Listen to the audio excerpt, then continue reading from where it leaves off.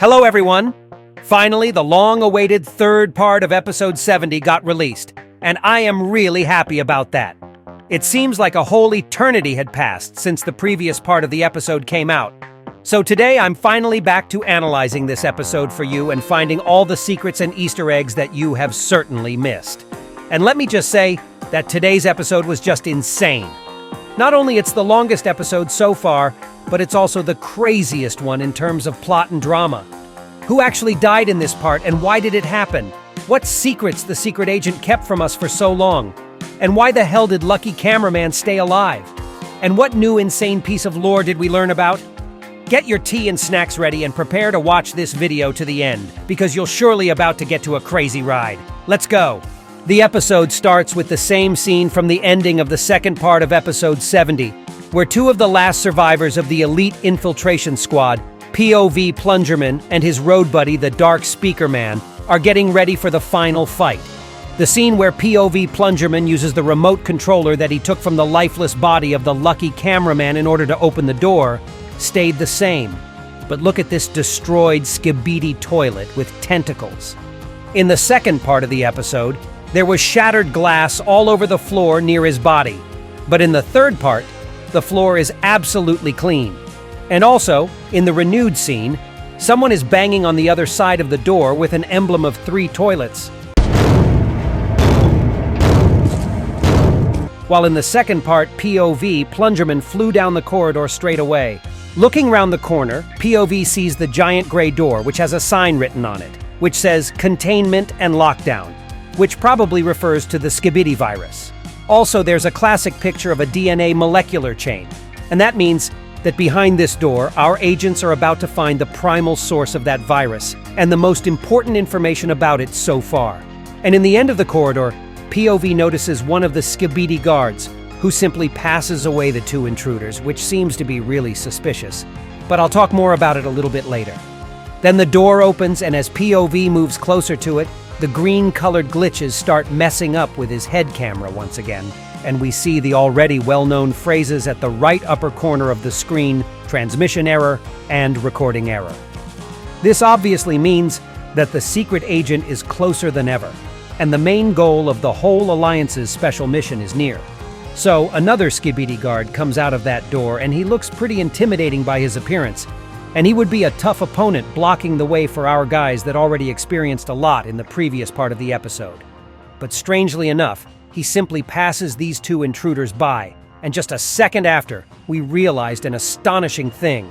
Both POV Plungerman and the Dark Speakerman became invisible. What in the actual heck?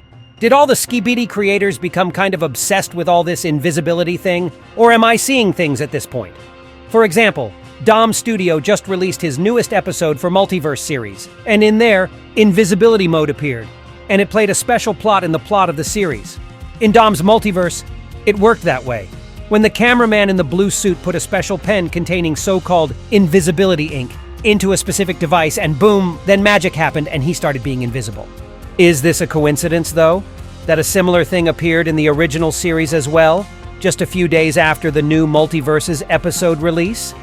It's actually pretty difficult to say for sure, because it may not be really connected with the invisibility, but with something much more intriguing. Do you guys remember those 2 ghosts of cameramen that got destroyed by Skibidi Jackson in the first part of episode 69? We could briefly see their silhouettes afterwards in the elevator, at the end of the first part of episode 70. I have a certain theory about all of this, but in order to reveal it, you've got to watch this video to the end, because something really insane appears in there, so I saved it for later. What kind of surprised me in here, though, is that the Dark Speakerman didn't seem to be bothered with what just happened to him at all. Could he know about this coming? I don't think so, because POV Plungerman didn't expect it at all. That's why he was so flabbergasted while looking at his hands. But the Dark Plungerman didn't even pay attention to the fact that Skibidi guard moved past him as if he didn't see him, and to the fact that all of his body became transparent for a second. Interestingly enough, by the way, he turned back to the normal state right after the Skibidi guard left, which means that this invisibility mode had been controlled by someone with just one goal: to give those 2 an opportunity to enter this door without any hindrances on their way. And obviously it seems to be the secret agent, because we already discussed multiple times how he is connected to all of this. and that these errors and green glitches on the screen are the signs of his closer presence. Also, there's the cameraman with the green tie peeking from the corner in front of POV. And yes, this is one of 2 cameramen that were crushed by Skibidi Jackson, and he's transparent as well. Besides that, he's got the bright green detail under his head camera, which wasn't there before. A similar thing only Plungerman has, and it's blue, similarly to Camera Woman's camera. So, it turns out that these 2 cameramen with green ties didn't die after all, and they are not ghosts but something else. But who exactly? We'll find it out later as you'll keep watching the video. While POV is looking at the unexpected guest in confusion, the Dark Speakerman once again doesn't show any signs of surprise and makes POV to even hurry up and finally enter the room behind the giant gray door. And in there, we see something absolutely insane. We see the Skibidi scientist standing with his back to POV, and on the giant screen in front of his face, there's the secret agent almost in flesh. Unfortunately, POV came when the mysterious talk between Boom and Skibidi Scientist ended already. So the secret agent says goodbye, and the screen changes its color from green to blue. But before POV entered the room, we could hear the secret agent say, "You are not good." And then he says another phase, but it's really difficult to discern what he says in there. But it sounds something like, "You have once been my little boy." But what he says next is really indistinguishable. But one thing is certain here. The secret agent is in the higher position than Skibidi Scientist. And it seems like Scientist followed the orders from him all along. He was pretty useful to him, but then apparently, he disappointed the secret agent greatly. And that's why he told him that he's not good anymore. And it makes sense considering what's about to happen with Scientist next. After such an uneasy working call with the boss, Skibidi Scientist turns around to POV and smiles maliciously, as if nothing happened, and he's all set and ready to fight. But it still looks pretty dangerous with 4 spider-like metal legs it sits in, 2 advanced claws, powerful jetpacks, and most importantly, the lasers that he got, similar to the ones that G-Man from episode 57 had, in terms of firepower. At this moment, POV closes the door, because as he and his friends stopped being invisible, the reinforcements were about to come for Skibidi Scientist, so Plungerman decided to cut it right away. But besides those upgrades, Scientist also has some sort of control panel on his chest, using which he manages to control this whole laboratory room. Fortunately, POV manages to shut down the giant laser with his controller as well, but another one still hits him and deals some damage. In the middle of the heat, Skibidi Scientist makes an attempt to escape, but the hand of POV holding the remote controller still acts much quicker. Then Scientist tries to teleport with the usage of his panel, and to me, it looks like except for the terrifying red glow from TV screen, the Skibidi army also stole the teleportation technique. And we could also remember Scientist using it in episode 60. So what if those 2 books with TV screens on their covers, which we saw in the previous part of the episode, actually contain all the secrets about TV men's technologies and abilities? But I think that it's a topic for another video. POV cuts the Scientist's escape plan once more, and the guy seems to be really angered at this point. He pulls out another laser on his back and shoots at POV, who was already injured. POV dodges the attack, but it seems to me that some damage was still done to him here. And I think Scientist would hurt him even more if it wasn't for the Dark Plungerman that saves his buddy's life once again by throwing the spear at Scientist and distracting him. Then he rushes straight at the enemy with his knives ready, and POV Plungerman hurries to help as well. And then, something really shocking happens. POV gets thrown away by some unknown force, and during that, his camera glitches badly. Firstly with blue interruptions, but then they change to red. It seems like POV Plungerman was simply not allowed to help him comrade, and the consequences came fast, as our favorite Dark Speakerman gets cut into 2 halves with Scientist's giant claw, and we see a bunch of sparkles during that. Scientist throws away both of those parts one by one as if Speakerman was just a broken toy, and enraged POV rushes at him, while we could see the upper Speakerman's half in the background, with his speaker still glowing bright red, meaning that he stayed alive.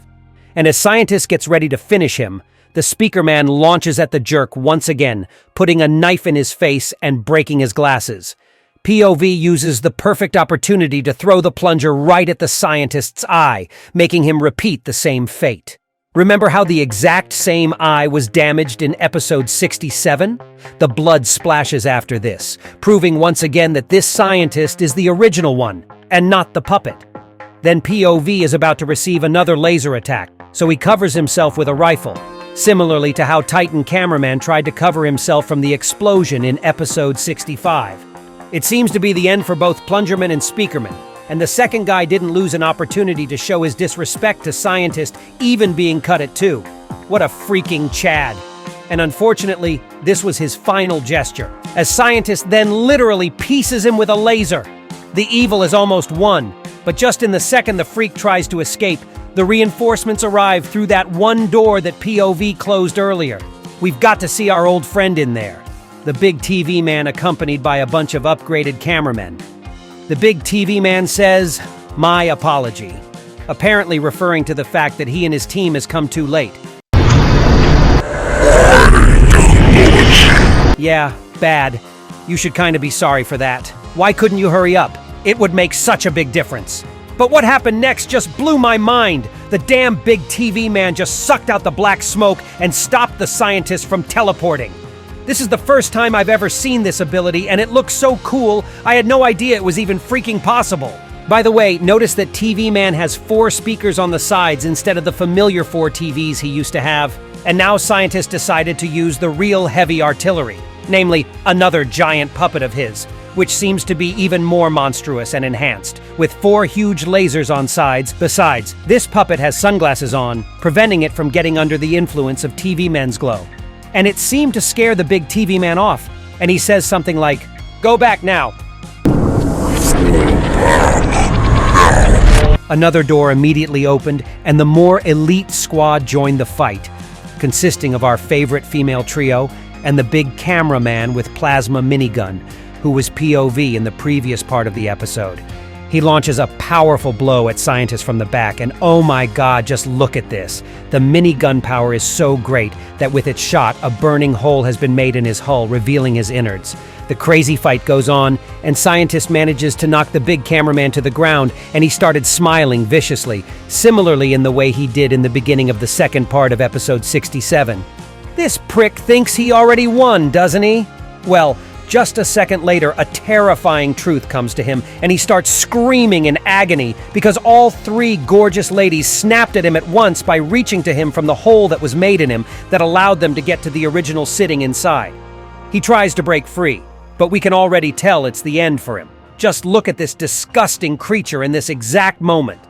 In the final attempt to escape, he rushes towards the alternative exit used by the big boys, and unfortunately for this prick, the big boys were really waiting for him right there. Oh my god, I feel the taste of revenge now. It seems like we see the reciprocated moment from episode 35. And what happens next, I can only characterize as the brutal gang beating. I mean, observe the whole scene by yourself. It's really tough, although I feel no sorry for Scientist at all, and he got what he exactly deserved. Titan Speakerman was not the kindest to him, and I mean it, and it's perfectly understandable, considering that the Scientist was the one responsible for this Titan's torture for so long. So, in the end, there's only a hot pile of screwed metal debris left from the Scientist. The big TV man appears once again and says another phrase that sounds like, oh, just listen it for yourself. I think he said something about squash, yeah? The never-ending battle seems to be finally won, so POV can take off the lens that was given to him by the brave big cameraman that was the second victim to pass away in the bunker. And oh, by the way, speaking of victims, unfortunately, it's time for another emotional scene. And honestly, guys, my heart cannot endure more heartbreaks any longer. Boom! Can you have mercy on our poor souls? The injured Plungerman crawls toward the Dark Speakerman and holds his hand, and his comrade passes right in front of him. I cannot even express with the words how painful this scene was. 2 comrades that nearly became enemies due to the moral conflict got closer than ever in the matter of days, and in the very end turned out to be the real soulmates. Just think about how many times the Dark Speakerman saved Plungerman. This is just cruel and heartbreaking. But then, the emotional moment gets interrupted by something actually terrifying. The Plungerman's camera glitches again, and the same errors appear. And afterwards, ahead of him, he sees no other than the white terracotta brother. who was lying lifeless before his eyes just in the beginning of today's episode. He literally looks like Lazarus that got resurrected from the world of shadows. And the creepy music makes this whole encounter even more unsettling. I literally got goosebumps when I saw it. Lucky Cameraman lives to his title once more, and I make an accent on the word lives at the moment. He then turns around and vanishes in the thin air. But the craziness does not stop there. As POV looks to the right, he saw two of the cameramen that we all considered to be unalive a few episodes ago. They shook each other's hands, and it seems like everything that was happening just now was one big, long-planned setup. They both synchronously look at POV, and the green lights turn on under their head cameras, blinding Plungerman and messing up with his mind. The scene reminded me of the movie called Men in Black a bit, where the similar visual effect had been produced on people by the special device that super agents used in order to erase their memories. But instead of erasing his memory, POV Plungerman receives a certain visual message via those cameramen's devices, and we see a mind-blowing sequence. We're observing the secret agent sitting at the table, and there's pitch dark anywhere besides the table itself. It looks like we got ourselves in a simulation right now, where only the necessary attributes of the scenery are present, and the rest of the world simply doesn't exist. And by the way, let's focus on his table for a moment because there's plenty of things to pay attention to. First of all, there's the gray speaker, most likely belonging to that one famous gray-suited speakerman that firstly appeared in episode 24 and used to be a running gag throughout the whole series. Near that speaker, there's the camera, which doesn't really look special, as it seems to be the ordinary cameraman's camera with the flashlight underneath. But what attracted my attention the most was that computer monitor, that may be a reference to episode 44, as at the moment of its release. There were tons of speculations about the appearance of the new race computer men, that were supposed to have these exact monitors instead of their heads. Also, there is a green folder laying on the desk, and I bet it contains some MK Ultra level of secrets, and there's the second remote controller near them, similar to the one that was given to Lucky Cameraman. And it only proved my initial thought that the secret agent controlled everything that was happening in the bunker from the start. Then, the secret agent looks straight into POV's soul and says that with his help, Scientist is gone. But there's a bigger threat that's awaiting the Alliance ahead. And in that moment, a large image of ISOTOILET's face appears on the screen. And that actually proves my long-told theory about how the ISOTOILETs will push the plot of Skibidi toilets further, and probably into space. As I'm saying pretty often, it always feels good to be right. And then, the secret agent pronounces the most mysterious phase of all. That's why some things have to be made secret. But what exactly did he refer to? He elaborates on that just a second later, and it blows my mind. The secret agent says that there is no evidence about what happened, left, except for only one thing. And here he means Plungerman himself, who had been recording everything in the bunker since the very start. He adds that this time Plungerman will not survive this battle. And to our mutual shock, so it actually happens. And as Plungerman comes back to his senses, the sign on his screen changes to critical damage, and he begins losing the last drops of life in his body. Camera woman and TV woman are looking at their friend with horror and grief, and honestly, I feel just the same in that moment. And for the very last time, he looks up at Titan Cameraman and gives him a thumbs up, the final gesture that defines him perfectly as a character.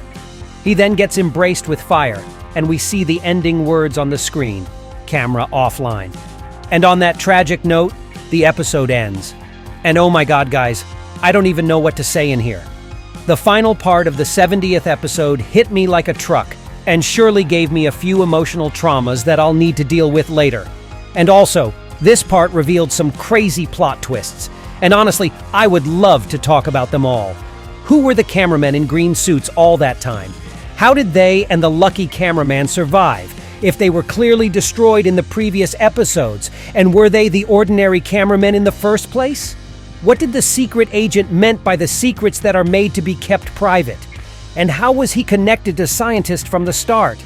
To answer all of these questions, I'll need some real extra time, so not to make this video too long, I want to create separate videos on those topics. So be sure to subscribe to my channel not to miss my new analyses and the lore videos that I create on the regular basis. And also, don't forget to leave a comment with your own ideas and theories about today's insane episode. And that was me, ISOTOILET. See ya!